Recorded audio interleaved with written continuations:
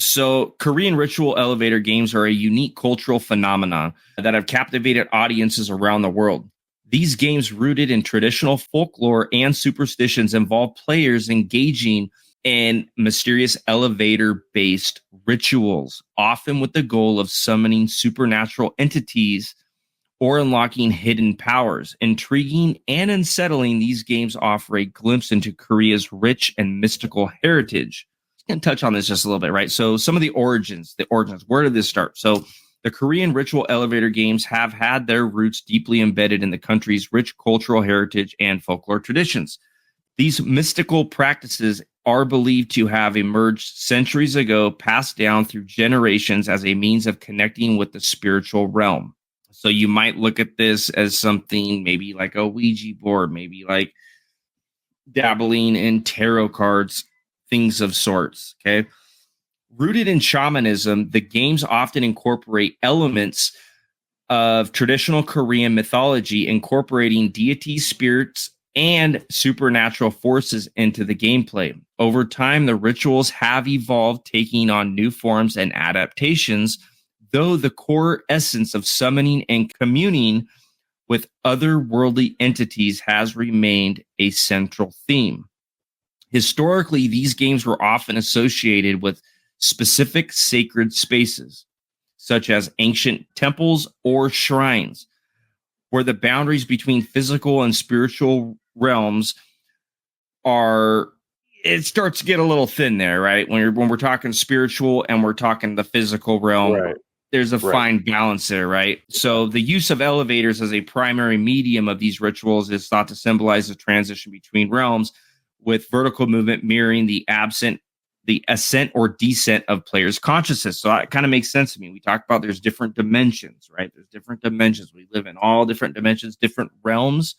So to me, that would make sense, right? When you think, I'm going to be quick and brief here, but those who believe that you're going to go to heaven, like most people think of heaven, they think of up. They think you're going up. Most people that believe and think that there's a possibility of going to hell, where do you think? Most people that I know think down. So we have that ascending, descending effect. So I think that's kind of what they're mirroring using the elevator.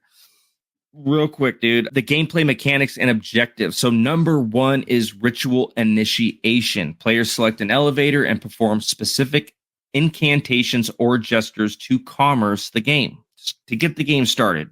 Number two is the threshold crossing.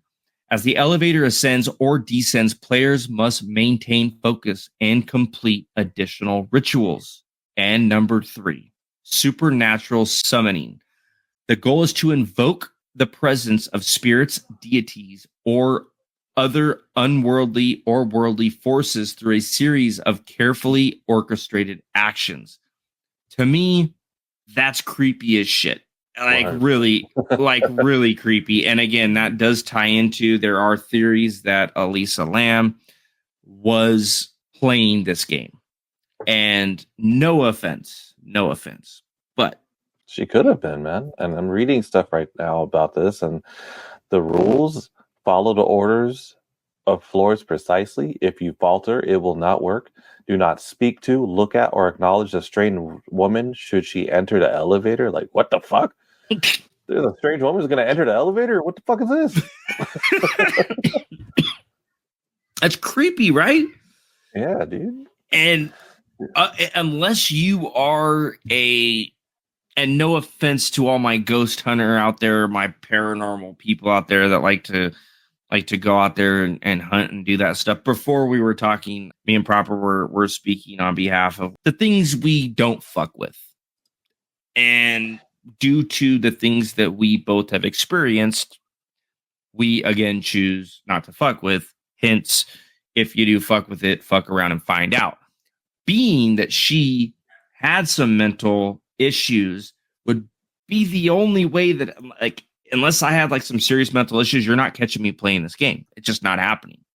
Because I do believe that there are entities that you are able to invoke fucking around with shit like that. And I choose not to. And I think we both found that common ground. We choose not to, but that is a possibility, as you said.